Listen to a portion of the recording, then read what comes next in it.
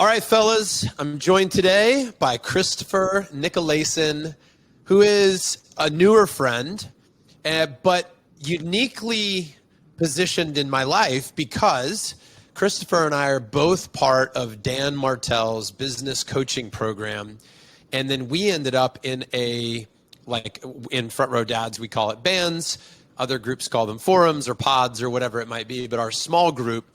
And I have to say that it didn't take me long to be spending time with Christopher, learning about his life, how he approaches business and family, to where I was like, Christopher, we need to have a conversation on the Front Row Dads podcast because, first of all, brilliant guy, big heart, loves his family, and just the type of dude I want to hang out with. So making moves in the world, creating big things, but not letting it destroy our family life. And so Christopher's a lawyer. And, in fact, I wish all my conversations with lawyers were like my conversations with Christopher. Married for almost 27 years. Let me just let that sink in. Married for almost 27 years, 2 amazing daughters. As I just said, professionally, he's the founder of Springs Law Group out of Colorado Springs.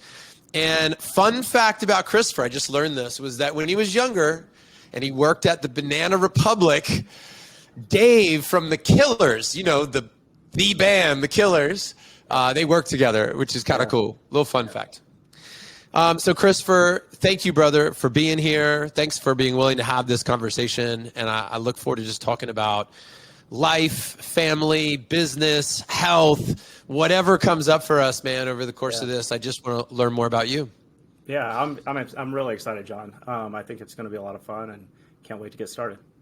Yeah, man. So let's start. I've been having a lot of fun with this lately, man. Starting with your childhood. Okay. This has been such a joy for me to hear about people and what their life was like growing up. Now, granted, that's a huge topic, all right? We could spend hours and days and months unpacking that, but I'm looking for, what did your dad do that was like a model where you're like, man, if there's one thing I got from him, if there's one characteristic or behavior, this is it. And also, man, I want to know, what didn't he do, or where was the warning? What went wrong? And I just want to say also, this is not to bust the balls of all the dads out there that, because, dude, I could make a list right now of 100 things I think I've done well and 100 things I think I've done wrong. Yep. And my boys are only 14 and 8, and I've got a lot of road ahead of me. So anyway, tell me about your experience with your dad. Yeah, so growing up, I'm the oldest of 4 kids. So I've got 2 younger brothers and a younger sister. My dad passed away just a couple years ago, and my parents were married all the way up through then.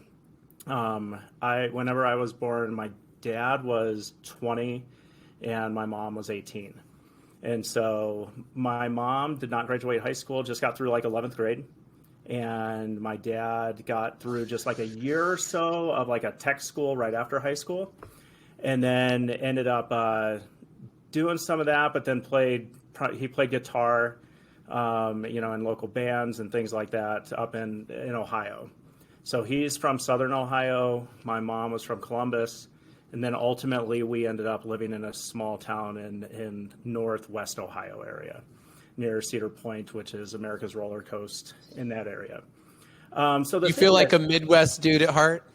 Not anymore, man. No. I mean, I know it's still back there. I do not, and I will not do the OH thing for Ohio, for the Buckeyes. But at the end of the day, no, man, I lived in Vegas for about 10 years, so it kind of took that Midwest piece out of me. And I'm a city guy, man. Good contrast. So I'm okay with it. But you talk about what big piece did I learn from him? And it's something I think about a lot these days was hard work. And I think work ethic is, it's that idea of, can work ethic be taught to our staff, our team members? But it's something that was emulated and shown to me by my dad. Without a college education or anything, he's working blue collar jobs and just, and trying to get by.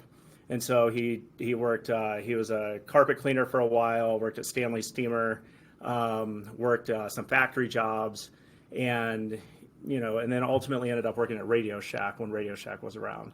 Hey, and how worked his way how up did there. that look for you, Christopher? Like, how did you know that he was a hard worker? Was it just the hours, or was it something else that you saw?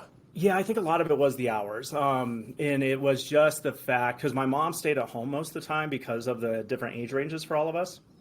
And so it was just he kind of just had to get out and about and do what he could. And a lot of that meant that he was just gone. And then, and so that was a lot of it. But I do think it was that thing of, I may not know kind of what to do exactly, but I'm going to do something and to keep this family, up and going.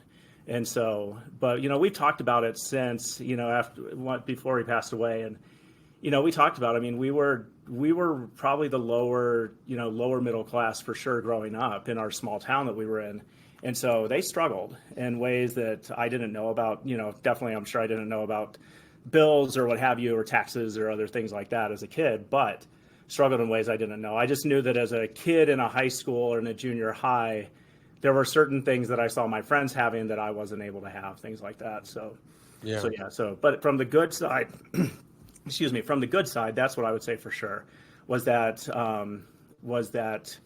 kind of instillment of getting out there and working, especially as a father, as somebody that's there to provide and do the right thing for your family, getting out there and doing those things for sure. How much do you think not having a lot when you were a kid drove you to success as an adult? Ton. Yeah. It's something that I can't measure. I like nice stuff. I will tell you that. My wife and kids will tell you I'm fairly bougie, and so it's one of those things, man. But it's not only that; it's that idea too, though, that not only having nice stuff, but also having experiences as well. Because we also never really went on vacations, did a lot, things like that. When I've got my friends over the summer that are going on nice trips and doing things, and to me, it's those experiences that are actually bigger than the things. But it is nice to have a car these days that I know isn't going to break down, in 2 minutes on the freeway from certain parts or issues or what have you. So it definitely has become that was a big driver for me. What else did you want to avoid as a dad? Like, do you recall having thoughts, feelings as a dad, over the course of your entire journey in fatherhood where you're like, I'm never going to make this mistake again. I'm never going to drop the ball here. I'm never going to say these words. I'm never going to do this thing. Yeah, I'll give you a couple instances, and this is in comparison to the way to the way I was raised. So there was one point whenever I was a senior, and we were in the kitchen. I was in the middle of the kitchen. My dad was on the far end, and my mom was on the other end. And as a senior, if I remember correctly, I had a 10 o'clock curfew. I thought it was, as a senior, I didn't think that was late enough, so I came home late a lot, and it became an issue of contention between me and my mom. It was pretty close to graduation, and like really, really close. And then so my mom looked at my dad and said, "It's either him or me that goes. You pick." And it's John, it's one of those moments, for me that I've just had etched. And my dad looks at me and he's like, "You got 2 weeks to get out of the house." And so I've got a 25-year-old daughter who's living with me right now, with me and my wife, because she's transitioning from law school to just passing the bar and now, finding a job. But that's one of those things that I knew I'm never going to say that to one of my kids, not that way, not put that ultimatum. Yeah. And then the other one was, and I think some of this was obviously it all flows back to the way he was raised as well. But I watched him at times too use physical punishment, even on older kids. Never works. And there was one point where one of my brothers I know actually flipped him around and had him on the ground. And I just think as a parent, you lose all respect that you have with your children whenever you do that. It's never a way to go, and it's not anything with my own kids that I don't think it's not the way. Yeah. And then, I mean, this can happen even, kind of in the talk later about how I do things now. But the reality is one of the things I learned along the way is with my girls is be open and vulnerable enough to say you're sorry when you screw up. Because we're all figuring it out in this journey of parenthood and fatherhood along the way, right? So I screw up all the time. And so even though they might not be doing things the way I want, sometimes my reactions go from like a 0 to a 10, right? We'll go like just into crazy land because, certain things weren't done correctly or whatever it may be. But if I step back, I don't want to be that person that, one, my kids are afraid of, but also two, where we can't just have a conversation, because it's just that idea of, that it takes a moment to step back and actually apologize and then analyze kind of the way I reacted, to those things. So I do think it's important to do that. Let's talk more about now for you. Mm-hmm. And I love this conversation because you've got older kids. How old are they now? Yeah, they're 25, and my oldest just turned 27 on the 10th, so just a couple days ago. Yeah, it's beautiful. So talk to me about what's going great right now in your world as a father, and where do you want to be better? Where are you trying to grow? Yeah, everything's great, man. Like it's having adult kids. So at first, whenever each of them turned 18, is the scariest thing, because then that idea of like all the control that I thought, or this vision that I thought I had in my head. Let's see if it worked. Right. See if I did a good job as dad. Will their life turn out the way that I've got it planned right here in my head, right? Yeah. And it didn't, in a lot of ways, but it's okay, because then it let them like go and pivot and fall and get back up and learn and grow and do different things. But so then I've had to adapt and learn from that. But what's great about it now is it's shifted from that, like, like whenever you have newborns and toddlers, like it's you're a parent, right? We're setting rules, we're setting boundaries, all these other things. Now I'm their biggest supporter. Like I'm a fan like of those two girls. And so, no, man, it's all good stuff. Like it's just, I get emotional talking about it because I care about those two so much, but it's watching the way that they're just kind and they're good humans. And so it's cool. It's really cool. How have you learned to express your love and appreciation for them? How do you get that across? Is it words? Is it experiences? Is it through listening? I mean, I'm guessing the answer is all of it, but like, right. What's your secret sauce to really connecting with your kids? Yeah. So we have, as a family, we have certain shows and movies that we watch together and that we quote from all the time. Nice. We also have, all four of us have the same tattoo. It was actually my very first one. The girls already had some, but we all got a similar tattoo together. And so, can you tell us what it is, or is that a family secret? No, it's an X. If I didn't have long sleeves on, I'd show it to you, but it's an X, which has so it has my wife's initial in the top quadrant, and then each of the girls, and then I'm on the bottom because my wife's up top because she's the boss. But it's just one of those things where all four of us have it. And whoa, so cool, man. It's like doing stuff like that, but then we've got shows that we do. We go out to dinner quite often. We text, I'll text them too, just to see how their days are, and things like that. I would say though, the one thing you told me, like what I could kind of work on better, and I do think it's listening actually and being present over anything else. And like this day, and this is even me, like as an entrepreneur and an owner, is like I'm so busy like looking down the road and looking towards the future and these next steps, right, that my brain's going, super fast. And so my thought processes are just constantly moving. So to have these moments to just stop and be present is something I really am trying to work on more and more. And there's a good book by Dan Millman called Way of the Peaceful Warrior. And in there, Dan talks about, it's one of my favorite books ever. And Dan talks about that idea of there are no ordinary moments.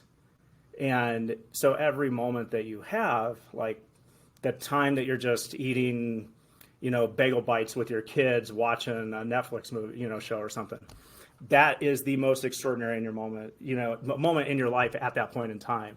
And so it's really that idea, because it teaches you to slow down and just be present with them. So that would be the thing that I probably want to work on more than anything.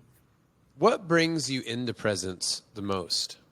I think it's just kind of recognizing my own internal thoughts, like learning this is something I've really been working on and talking to other people about a lot too, is when I'm in a spot and I just want to, I have to recognize that I'm not sitting there listening to the conversations or starting conversations. I'm thinking about other things. So I have to recognize it so that I can push it off to the side for the moment, because it's not that time for it. The other big thing is too, all of us have to be aware of that, is as dads and people that, happen to be the most important people ever, would be to turn these things off or put them aside. And so take the cell phones and put them away, because it can be distracting as all get out. Because I'm sure we've all had moments, and I have too, where I can be in the middle of a conversation and literally, I get a text and it's about some sale at, Viore or something. And I'm like, holy cow, it's the most important thing ever. But I just completely interrupted and killed the present moment that I was in. And so I think it's putting those devices away as well. Dude, talking about the phone, I'll tell you something cool, but I'm also giving the audience an update as I share this. Okay. So some time ago, I interviewed the founders, inventors, and owners of a product called Aro, A-R-O. And it's this beautifully designed box that sits, somewhere where you'd want to see it. It charges your phones, but more importantly, it connects with an app where when the phone is in the box, it'll track how much time the phone is in the box. Oh, nice. Genius idea, loved it, bought it immediately. Guys in our group bought them and loved them. And then it was in this one place. I was using it pretty consistently, but then my wife and I moved it to another spot. I think she suggested, can we put it over here? But then I didn't see it as often. I didn't use it as often. And it totally got away from me. So I came to her and I said, hey, can I move this into the kitchen, set it right on the counter? I want to be able to see it. I want it to the symbolism of that to make me put my phone away. Right. But what's also wild about this, and there's some great parenting lessons in here too, is my son then starts to see it. And he comes to me, this is days ago, and he said, hey, can we have a competition to see who can get their phone in the box the most? Yes. And then maybe there's that person gets to pick the family movie of the week, or that person gets to pick the restaurant that we go eat at, or whatever. There can be a reward for that. So that's cool. Isn't that awesome, man? Yeah, I really like that a lot. That's cool. And to me, it just reminds me, just because I have a great idea doesn't mean it always sticks right away. You got to keep playing with it. 2, it reminds me of the things we put in our environment that speak when we aren't speaking. The messages they send, to Tiger, for him to come to me and say, let's have this competition. If I wouldn't have moved the box, it wouldn't happen. Yeah.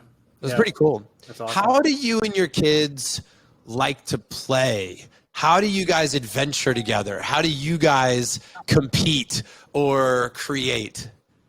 Right. Yeah. So we're big board game people in our house. So we play Ticket to Ride. We call it Trains. Quite often, it's a great game for anywhere from 2 to 6 people. Highly, highly recommended. It's called Ticket to Ride. Ticket to Ride. So they have different. It's a map of the United States for the base one. But then you can get, you get different colored train, things like that. But then family too, we've also got, we play Sorry quite often because it's we played it since they were little and just keep on, we have the original board, but we also then keep track on there the way we play of who wins. So we put their name and then we put the date on there of the time that they won. So we've kept track of it, people that come and play. And then my wife actually has the Sorry pieces because all 4 of us have the same, we use the same piece each time. And then when we play, we also listen to the Disney Pandora channel, and we've listened to it for years. And it's always just a debate on who Disney soundtrack is the best soundtrack of all.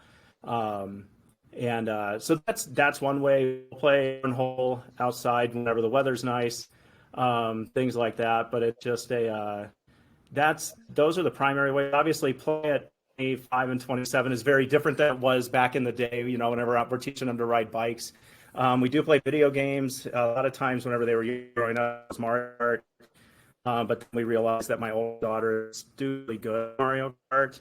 And she'd sit there and just hit the buttons without anything crazy. And she'd be a lap and a half ahead of everybody. So, yeah. Yeah. Dude, I'm facing this right now, by the way. I played Mario Kart this week. And look, if there's any game that I think I could hang on, it's probably Mario Kart. If there's any game, some of the games, I don't stand a chance. Right. But I fancy myself a decent driver. I get the concept. It can't be that hard. Dude, both my boys just whoop my ass every single time. Yes. And I'm really surprised. I'm looking at him going, is there something I don't know here? Are you guys taking a shortcut? Is there, No doubt, man, because we felt the same way about our oldest Sydney. Like she'd be up and basically she'd get enough of a lead to start with that then like everybody else is back there beating themselves up, and she's just like, then her lead just keeps incrementally increasing, and it's crazy. She's unassumingly good. Dude, that's hysterical. So, that's awesome. Christopher, when you think about your favorite family memories, when you think about your best adventures, when you think about the times that maybe your kids even tell you, hey, this adventure, this moment, this is really what stuck to me. Do you know what those would be for you or for them? Yeah, I think some of them is like we go to Cancun to a resort usually once a year. We'll go, either my wife and I will go, or we'll go with the whole family. But recently we did one where we did the silent disco, and both the girls were there, and my oldest daughter's husband was there as well. And so it was cool. That was it's an experience too. And that one's too one of those like slow down moments in life where you're like, you step back, you're almost stepping outside of yourself and watching that. And so for me, it's those. I think for the girls, it's probably these random moments, it's these moments that kind of just pop up where it's a joke or there's something that's happened that's just so ridiculously funny. Like recently we were out at my daughter's law school graduation out in Louisville, Kentucky. My wife was doing something else, but it was like me, the two girls, and Manny, my oldest daughter's husband. And something happened, and we all just like lose it, and we just bust up, man. And it's, I think it's those moments too that you look back on and go, this is bananas. Like, this is just crazy. You know what I mean? Like, these are the good times, because here we are with our people, just like really enjoying that true, like that emotion of laughter and joy. You have a great relationship with your wife. You've spoken about that several times. I think you've said something to the effect of like, that's probably the easiest thing you've ever done. It is. I love hearing that. I also know that's not the case for a lot of guys, including myself. I wouldn't say that my marriage has been the easiest thing. Yeah. And I also not judging, by the way, anybody out there. I don't think that if you don't put your marriage in that category, that you are broken, they are broken, whatever is broken. I think sometimes just natural for some things to maybe flow together better. Aside from your natural, love for each other, and the things that might come easy to you, what are the things that you do in your marriage that you'll pat yourself on the back for, or you would give credit to your wife for, that you like actively do to keep that marriage so alive and so wonderful as you've described it? Yeah, because I do. It is definitely for me. It's been the easiest thing I've done in the big things in my life. So I want to kind of talk about it too, in the sense of when we started out, we were both really, really young. We had kids at 21 and 23.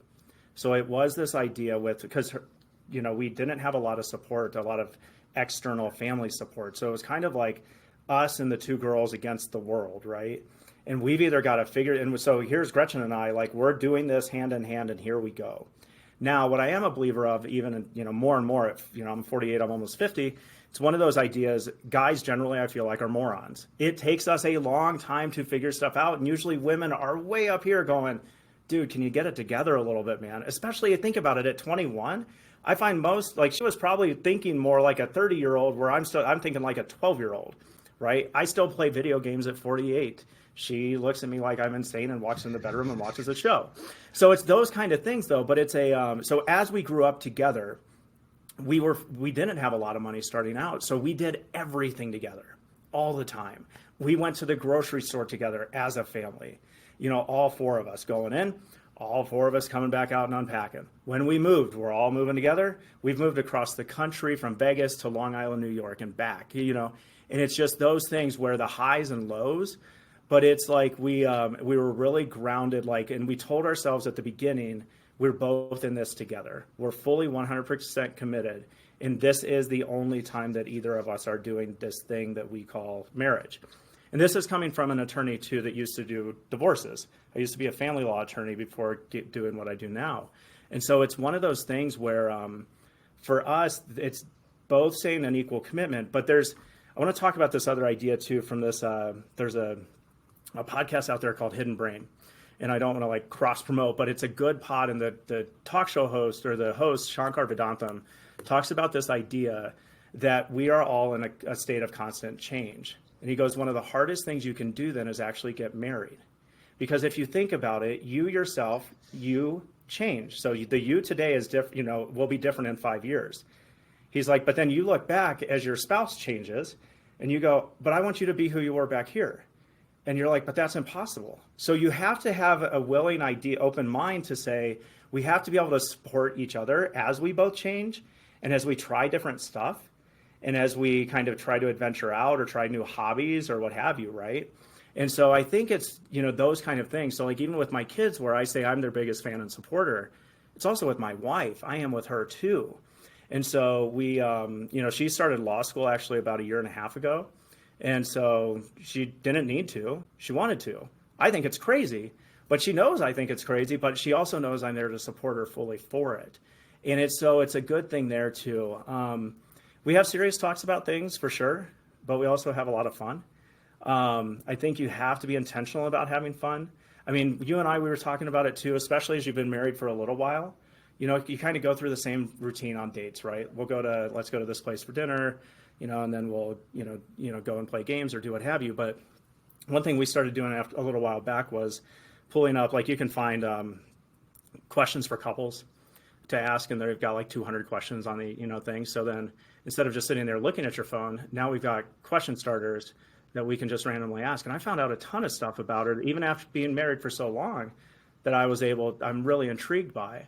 And then, we ended up buying this book called The Adventure Book, which is that's right. Right. So it's a nice way to kind of have something new. Now, all of them aren't great, but why not try it and experiment and see?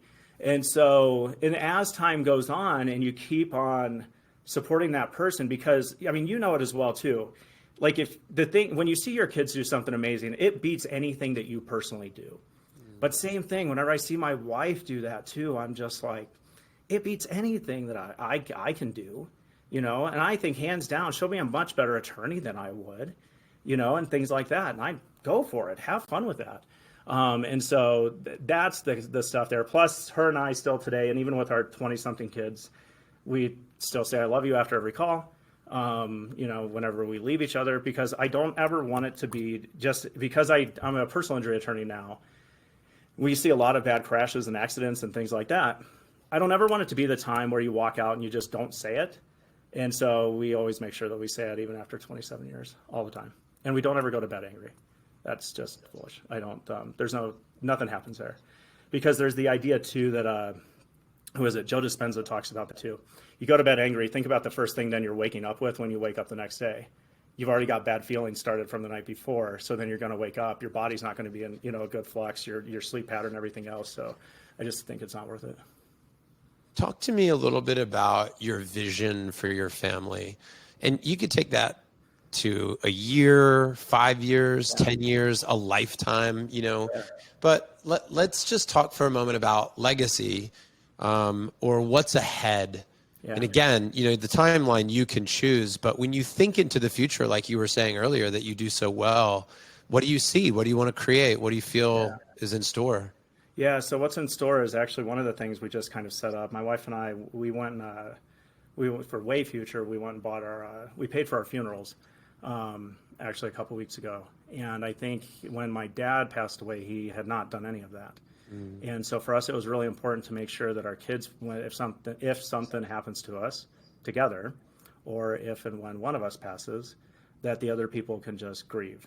And they don't have to worry about financials. They don't have to worry about the process or the setup or anything else. It's all been taken care of. So a lot of people are like, man, that's pretty dark. And I'm like, I actually think it's pretty respectful to the people that you're leaving behind and look at it as a way. So from a future planning standpoint, it's that piece. But additionally for me too, it's over anything else, it's setting my kids up to change the family tree. So from where I started. What does that mean for you? it means making sure that my kids don't struggle the way that we did, which they're already not, but that's just so that continues. But so both my kids have undergrad degrees. They're both educated in ways that, members of, that my parents were not. And then setting up, so like when I pass, so that they're fully taken care of, but they're also educated enough too, because you've got to have the mindset if you end up rolling into a good life insurance policy or something else like that, you've got to be able to have the mindset and understanding on how do you deal with that and what do you do. And so talking to my kids about money has always been something we've done for a long time. But from a future plan standpoint then too, it's also, I think because when we started out and we were all so young together growing up and we didn't do a lot of stuff, right now it's actually about having the experiences. So planning family experiences continuously for years to come, which means, a couple years ago we went to Disney out in LA and went to Disney and Universal and went to Harry Potter Land out there with the kids. The weather was terrible, man, but it was a cool experience because my youngest loves it, and we got to go to a pretty cool car shop out there and see some pretty exotic cars and some other things, but we got to go out to the beach but it's those kind of things. I think it's the experiences because those are the things that I look back on over anything else. And to provide right now for my kids who are kind of getting their footing within, adulthood, to be able to be the one that can help, along with my wife, to provide those experiences for them and just let them enjoy it and see what's possible. And so to be able to open their eyes that way for them. But yeah. I want to go back to the legacy piece too, to the degree in which you're comfortable sharing, Christopher. What is your philosophy, by the way, on leaving them money or not leaving money and how they get access to it? Because I've heard some really interesting approaches to this, which I love. And while you're thinking about what you may want to, and don't disclose anything if you don't want, but I've heard some really cool stuff out there about people that, like, hey, and I know these aren't new ideas. So some people would have heard these already, but you have like the money set up in a way where it's a bank and then the kids can borrow money against the bank. They can propose a business plan. They can get access to capital to build their thing. And then they have to pay it back to the bank, to the family bank. I think there's some really creative ways to not destroy someone's life with a lot of wealth, which could happen, So from that standpoint, I guess one way too is I think it's important for everybody to have really good life insurance policies. I've got them. And so I have, because of you a fan of term or whole or all of it, a little bit of everything? I think a little bit of everything. We have a mix right now because when we were a bit younger, we had term. Obviously, the older you get, term becomes harder. But I do think a little bit of everything's good. And then it's good to reevaluate and readjust then as you get older and as you kind of upgrade on a more, on an economic scale. You want to be able to have that come along with you. But then it's interesting, I've always told people that even with my other family members, I don't ever want to be a creditor to any of my family members, and especially to my kids.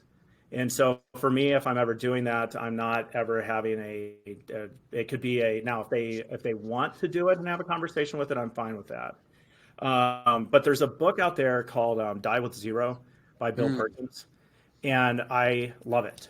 And Bill's philosophy, and I actually think it makes some sense, is the reality is your kids generally, if you're going to leave money to your children, they don't need it at 60. So if you die at 80 and your kids are 20 years younger, they don't need it at 60 because they've probably got a house, they've got a life and everything else. The reality is most children or most people need money between the ages of 25 to 35 before they can really get going up. So let's say you would have left them $20,000. That $20,000 to them at 60 doesn't really do anything, but $20,000 at 30 when they're looking to buy their first house and put a down payment on. Bill talks about is that idea of using their inheritance, giving it to them early. And I love that philosophy because I think it makes the most practical sense on really helping your kids level up in some ways, because it just logically to me, that's one that's probably that I've heard that makes the most sense to date from a legacy standpoint on how to really help them out. And then the biggest legacy too over anything else, even outside of money, is what kind of humans am I raising? Yeah. Right? Are they kind to others? And I was a waiter for a long time. My other big thing too is I want to make sure that my kids are good tippers. And I'm not one that, and they both know, like they are good tippers, and because they both have worked in the restaurant industry as well. But it's one of those things for me where, are we raising good humans, at the end of the day? So all the money aside, the money doesn't change who you are. So it'll just make them better humans to donate to causes that they support. Or, if they're not good humans, then they're going to do some bad things with the money. So, dude, I love that. And I think, when I hear you talk about tipping, it's really just the micro action of a macro belief, which is to take care of people. And I love what it symbolizes. It reminds me of when I was a kid. Oh, hold on, not a kid necessarily. I was probably young adult. I'm guessing I was maybe like 17 or 18. My dad, there's a book out there. I don't remember what it was, but it was like Dad's Wisdom. That it was like, you know what I mean? It was like 458 things dads, should tell their kids or something. And one of them was over tip breakfast waitresses. Yeah. Well, and there's two things that I want to touch on that too. The interesting thing too is so whenever I went and saw Jen Sincero speak recently, who wrote "You Are a Badass." Yeah, and great. And Sincero talks about that idea too, though, of like when you put it out there and you tip when you tip well or over tip, you're actually telling the universe that you believe money is abundant, and so it'll come back to you. If you choose not to do that, then you're kind of saying, well, then it's a scarcity mindset piece too, of like it'll never come to me. Yeah. So there's that piece of it. And so I think it's a fast. Oh, the other thing then I want to is there's a great article that I read out there on the idea of the $20 tipping rule. Have you ever heard this thing? No, tell me. Okay, so it's fascinating. So like carry $20 in cash with you, or just have some 20s. And so and I had a friend try this recently at a hotel. He walks up and there he goes, well, I'm ready, to get my room, and he had just a king size room. He goes, well, unfortunately, sir, the king size is not available anymore. We will have you into queens instead now on, squeezed between a couple floors. He takes the 20 out of his wallet. He's like, would this help at all? And he gives it to the person sitting at the hotel. And they go, oh, absolutely, sir. We will give you the presidential suite now, too. And so it's those small things. Have you met my friend, George Washington? It's crazy, man. But it's like, even like when you're at a busy restaurant and you go to the bar and you tip the bartender the 20 right at the beginning, they will come back to you. Dude, totally. Every single time, man. I had a buddy who did exactly that. I'll never forget. We sat down and he put a tip on the table and he's like, thank you so much for taking such good care of us. Yeah. Because isn't that, and maybe I'm making this up, but TIP stands for to ensure promptness. Oh, I love it. That's why that's actually what TIP means. Nice. So, dude, we had our back porches power washed and stained recently. Yeah. And Tatiana got it, and she came in and she said, hey, I'm going to walk out and I'm going to tip each of the guys $100. Yeah. And just say, before they finish the job, and said, hey, thanks for doing a great job. Yes. And I said, that's the time to give a tip. That is, because now like on the end piece, right, as it's just finishing up. It's not always going to work out. Right. It's not always going to work out for you. Right. I'm sure I'll get a couple of messages. I gave him the money. I got service. Sure. But no, and it's like that's a beautiful notion, and it's also having this belief of like give first. Yeah. Give first. And I do think it's important to mention to be not attached to the outcome. Right. Like don't let that stop you from doing that in the future too. I think it's beautiful. Like, hey, I can tell you're working really hard. Like it'd be beautiful if somebody was like, hey, I'm out of rooms, and you're like, man, you know what? And you gave them $20 and you're like, dude, what?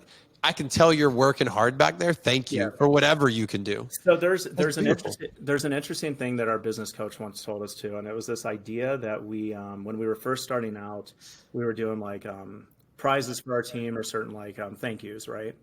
And it goes along with this idea here. And then my partner and I, we were talking about it, and he goes like, we were talking about the idea, but none of them said thank you. And she looks at us and she's like, but is that why you're doing it? Are you doing it for the thanks, or you're doing it because that's who you are as a human? Yeah. And so that's the thing, even with tipping, right? Are you doing it so a person then will show gratitude to you, or are you doing it because that's the kind of person that you are? Yeah. And I think it's a really important distinction between those two pieces. Yeah, big time. Yeah, just do it because it's the right thing to do. That's the key. Yeah. I've got so many examples of that in my life, and I really appreciate it about the things you do because it's the right thing to do. My dad was the type of guy that would go into a bathroom. He had a leave it better than you found it belief, and I'm definitely passing that on to my kids. And like nobody would be around to like reward him or pat him on the back, and he'd never see the next person coming into the restroom, but he'd always like wipe the counter down so that it was like left better than he found it. Yep. Can I talk about that real quick too? Because please. One of the good things that's helped my marriage out for the 27 years. Yeah. And my wife would swear by this right now if she were here. I put the toilet seat down for the last 20 dudes. I mean, for guys out there too, for dads, for husbands, put the toilet seat down. Yeah, it's the little things. But isn't it the little things that just say, I care, I listen to you, like I respect your wishes. You know, it's like, because that's, I mean, at the core of all this, man, is we just want to be seen. Yeah. We want to be respected. We want to be acknowledged. We want to know that we exist. And oftentimes our requests to the universe, when they're not acknowledged, means, you know, you're indifferent. And indifferent is one of the greatest ways to insult somebody, hurt somebody. I had this happen recently, by the way. It's like my wife was talking to me in a certain tone, and I just didn't like it. Yeah. So I was like, I'm not going to participate in this. Yeah. Now, I still think I think that my choice, which I think is not a bad choice, is to honor yourself, step away. If you're getting triggered, take a moment, take a breath, walk away. Better than to yell or scream or punch a hole in the wall. Yeah. I still think that's good. And in addition to that happening, the other person feels like you're bailing on them at times. It can feel that way. Yeah. I'm not saying that's the way it is. I'm saying that there is a dark side to every positive action. And one of those dark sides is like, you don't care. And that really hurt her. It was you don't even care enough to stay here and fight with me. Yeah. And I'm like, well, I know, but I'm trying to like not get triggered. I'm trying to like calm myself down before I engage. Like I read that in a book. I'm supposed to do that, right? Yeah. Like, yes. And even as a family law attorney, I would talk about that all the time because people would end up in really high level stress situations. Yeah. And I would say, look, you know, one of the things I'm really big on is we have to de-escalate. Like we have to de-escalate the room big time. And so how do we do that? You know, we use I statements when we're talking to the other person. If you're having a serious talk and they want to do those things, do it in public. You know, I always say it's like the scene in Jerry Maguire when Jerry gets fired. He gets fired in public, right? Bob Sugar lets him go to a restaurant for a reason. And so sometimes those hard talks are actually better in a public place because people are less, you know, apt to do that. So it's de-escalate. Every time we do it, we de-escalate. Yeah. Because if we feed the beast, which is the fight or the bully, the beast always wins, right? And so it's just one of those things. You don't want to feed that beast.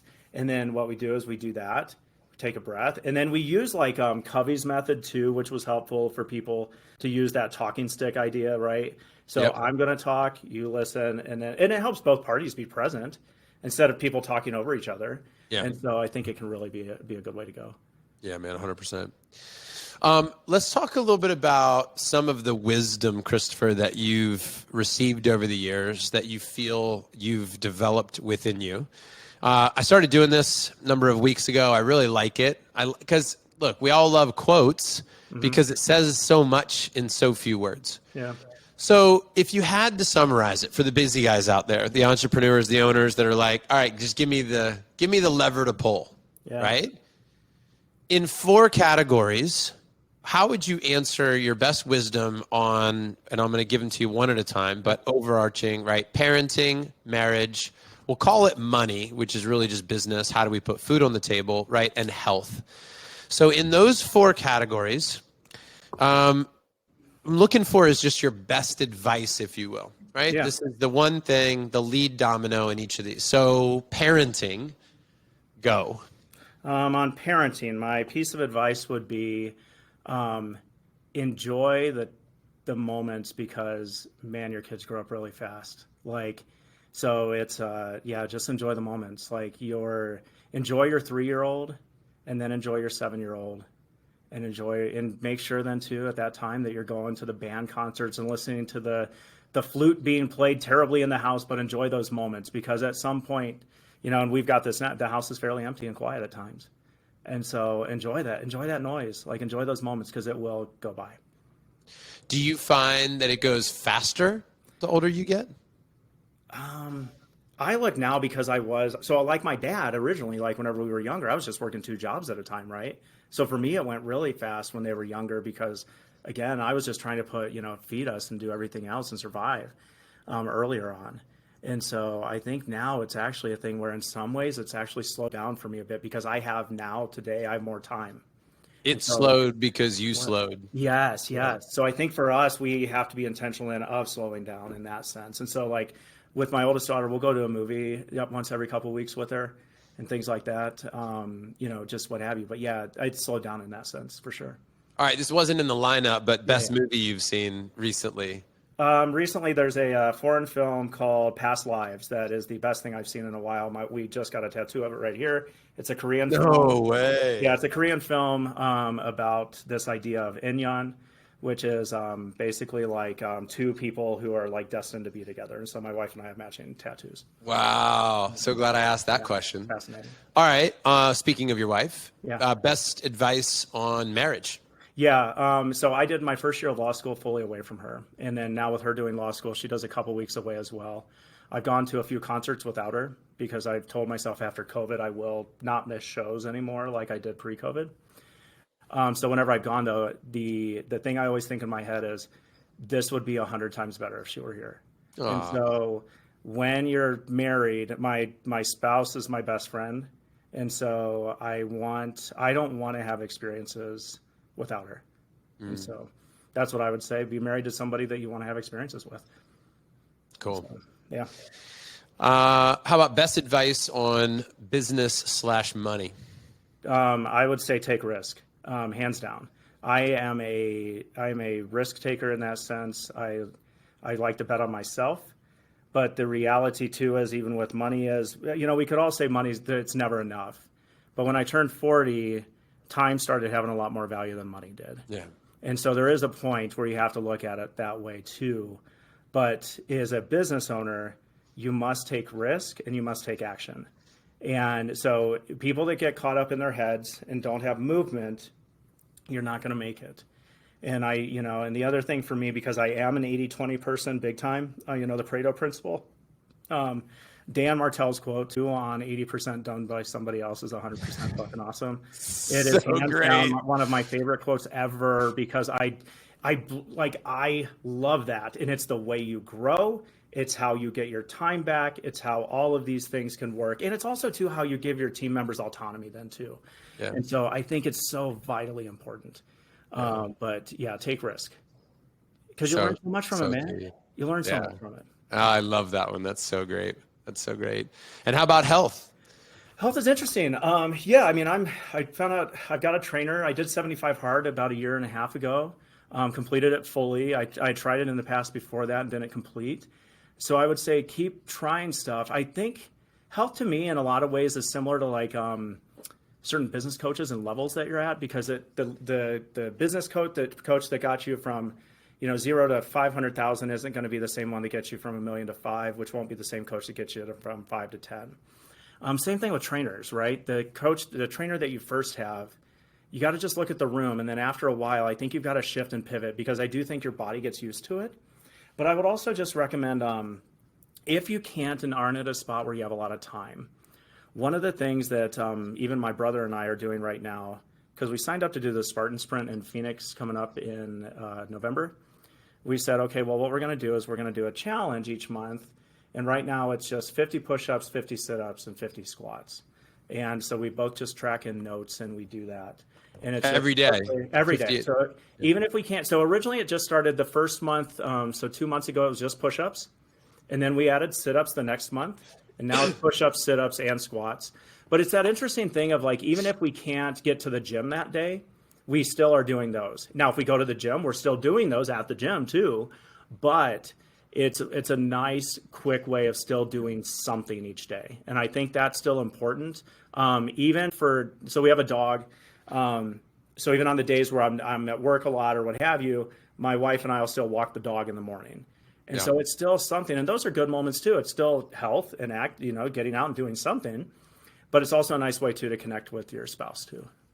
Yeah, I love it. And hey, I want to bring attention to what you just said about this, like these little commitments. I mean, not necessarily that it's little, but right. Push-ups, sit-ups, squats every day. You have an accountability partner to it.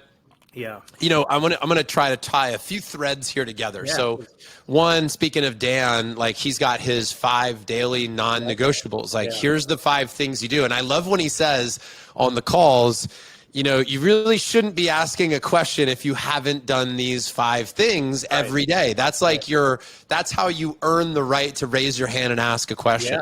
Yeah. Love that. And I love that he keeps talking about it. So much so, check this out, man. We came up with, and I'm holding it up for anybody listening to the podcast. I love it. This is our FRD5. So the Front Row Dad's 5 daily commitments.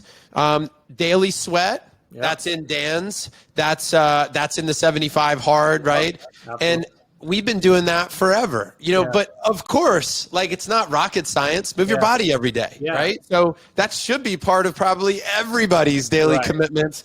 No brainer. Intentions and goals. Set your intention for the day. Review your goals, right? Read 10 pages. I love that. Simple. Easy. We should always be learning. And I love what these symbolize too, because they're little micro habits, but it's like a reminder. Yeah. You're still learning. You still got more to know, like little reminders. This is what's different. This is what's cool. Connect with your family is number 4. Nice. Whether you're in person or traveling, you send a voice note, you FaceTime, you drop in for dinner, whatever it is, you can honestly say, I connected with my family. Yeah. That might have been for minutes, that might have been for hours or all day. You decide what that looks like, but you can have a connection. I mean, and honestly, you could even have a spiritual connection if you were to pray about them or think about them or whatever it might be. And then the last one is a band check-in, which in Front Row Dads, our bands are our small groups. Nice. And dude, a month ago, I started checking in on my band every morning. So my routine is this. I get up, I walk out to the couch, I sit down, I have a 6-minute meditation I do. Nice. Whole goal is for me just to feel my body, breathe, center myself. The second thing I do is I pick up my phone and I check in with my band, and I do a high-low check-in. Nice. Best moment, lowest moment of the last 24 hours. And dude, the guys started checking in daily also. Yeah. And next thing you know, we feel more connected. We feel like, anyway, so I say this because the ingredients here are so simple. Yep. But what we're doing is we're having these little daily habits, these wins, and I'm doing it with people that I love. Yep. I'm connecting. I've got accountability. And look, one of my best friends in the world, and he's in my band, wrote the Miracle Morning, which is nice. 6 things you do in the morning. Yeah. The savers, silence, affirmation, visualization, exercise, reading, and he calls it scribing, which is really journaling. And the whole point is if you can take some of these guys, that what we're sharing, and I know, look, you're all ballers out there. You're all kicking ass. You all got a lot going on. This isn't new for you. But we say in Front Row Dads, it's not always what's new, it's what's true. And dude, I'm 48 years old. I've read a shit ton of books. I've been to 1,000 seminars.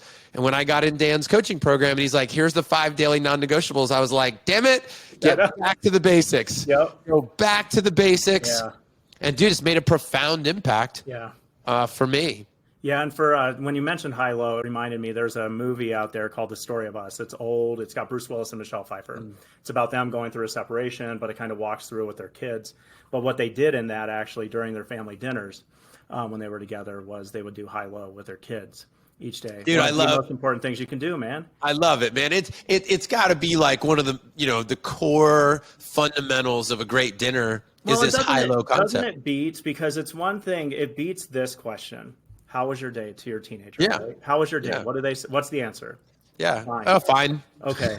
Right. They already have default answer right there. It was fine. Don't talk to me right now. But high-low, they're forced to think of what was the best part of my day, what's been the hardest or worst part of my day. And We did. so, I've heard people call it happy crappy, nice, peach pit, nice. thorn rose. Like there's so many different ways of doing it. But Right. dude, if you look at family traditions that stick, that will, it doesn't matter whether you're Christian or whatever religion. Like a lot of people will sink into this one and be like, man, what a great way. We do it in our group, right? We do it in our group. We do it with the bands. We do it. The high-low idea is just so powerful. Yeah. So, Yeah. man, Christopher, this has been a really enjoyable conversation, brother. I knew it was going to be. I knew we would just riff and have fun. Yeah. Thank you so much. Thanks for leading the way in the ways you have. It's really inspiring to me. And I really appreciate just the time that I've gotten to get to know you here, man. And I know we're just getting started. Yeah. Thanks, man. I really appreciate you having me on. It's been fun. I know that this will apply to only maybe a few small people, considering our global audience. But if somebody happens to be in Colorado Springs, or if they want to just somehow get connected to you, what are the ways that you get connected to people? How do they find you? Easiest way is, let's see. So email is chris@springslawgroup.com. You can email me there for anything. I've got an assistant that can help sort those things out. You can find me on Facebook at Chris Nicolaysen. You can find me on Instagram at CN The Law. So play on words there. Instead of seeing the law, you're seeing the law, which is also my gamer tag. I play a lot of Fortnite. So if you ever want to play Fortnite with me, that's fun. So I'll put CN The Law there. And then I'm also on TikTok too at CN The Law as well. Cool. And so I'll put out some content there. Wow. Christopher, I'm glad that our paths crossed this year. Thanks for the conversation today. Some great stories, some great wisdom. And I think it gives a little forecasting to what guys could experience as their kids grow up. And so I love that. Just all the ideas of growing up with your kids. It's been fun. So, thanks, man. All right, man. Thanks.